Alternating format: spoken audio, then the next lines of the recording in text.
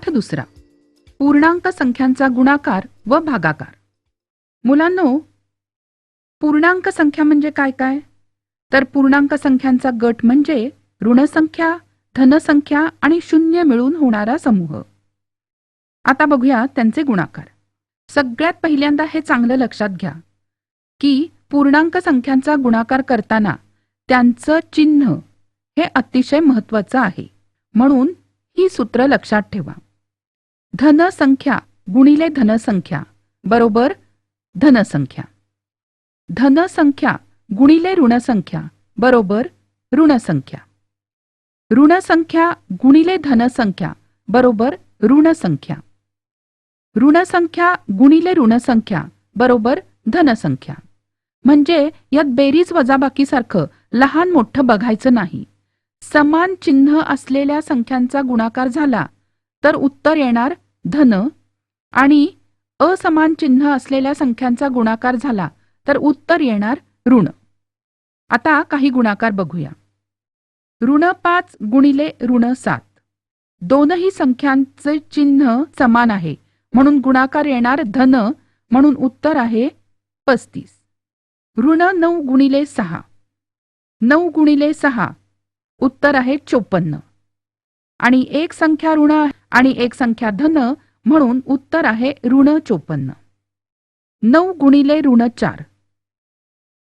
एक संख्या धन एक संख्या ऋण म्हणून उत्तर येणार ऋण 36.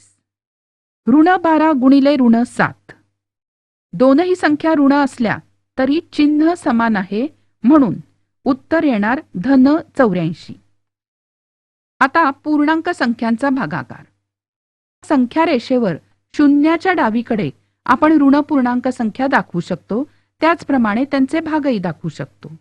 म्हणजेच पूर्णांक संख्यांचा भागाकार करताना अगदी बरोबर गुणाकारासारखेच नियम वापरायचे. 2 धनपूर्णांक संख्यांचा भागाकार धन संख्या येते. 2 ऋण पूर्णांक संख्यांचा भागाकार धनच संख्या येते.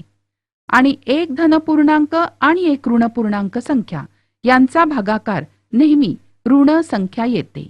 म्हणजेच बेरीज वजाबाकीसारखं लहान मोठं न बघता समान चिन्ह असेल तर उत्तर धन आणि असमान चिन्ह असेल तर उत्तर ऋण. फक्त थोडा फरक असा की एका पूर्णांक संख्येला दुसऱ्या शून्येतर पूर्णांक संख्येने भागलं की मिळणारा भागाकार लिहिताना छेद धन पूर्णांक संख्या असावा असा संकेत आहे. तो फक्त पाळायचा. आता उदाहरण सोडवूया. ऋण 51 भागिले 68 बरोबर ऋण 51 छेद 68 बरोबर ऋण 1 गुणिले 51 छेद 1 गुणिले 68 बरोबर ऋण 1 गुणिले 17 गुणिले 3 छेद 1 गुणिले 17 गुणिले 4. 17 ला 17 गेले म्हणून ऋण 1 गुणिले 3 छेद 1 गुणिले 4 बरोबर ऋण 3 छेद 4. पुढचा भागाकार 9 भागिले ऋण 54 बरोबर 9 छेद ऋण 54 बरोबर 9 गुणिले 1 छेद ऋण 1 गुणिले 54 बरोबर 9 गुणिले 1 छेद ऋण 1 गुणिले 1 छेद 54 बरोबर 9 गुणिले ऋण 1 छेद 9 गुणिले 6. 9 ला 9 गेले बरोबर ऋण 1 गुणिले 1 छेद 6 बरोबर ऋण 1 छेद 6. या ठिकाणी छेद हा धन पूर्णांक ठेवला. यानंतरचं उदाहरण. ज्यांचं उत्तर 24/5 येईल असे पूर्णांकांचे 3 भागाकार तयार करा. उत्तर आहे 24/5 म्हणजे अंश आणि छेद हे दोन्ही धन असतील किंवा दोन्ही ऋण असतील. आता आपण त्यांची समान पट काढूया.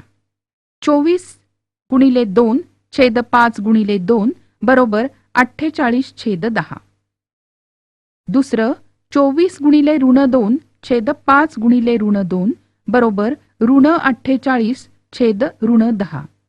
आणि तिसरं 24 गुणिले 4 छेद 5 गुणिले 4 बरोबर 96 छेद 20. असे 3 भागाकार केले तर त्या प्रत्येकाचं उत्तर 24/5 येईल.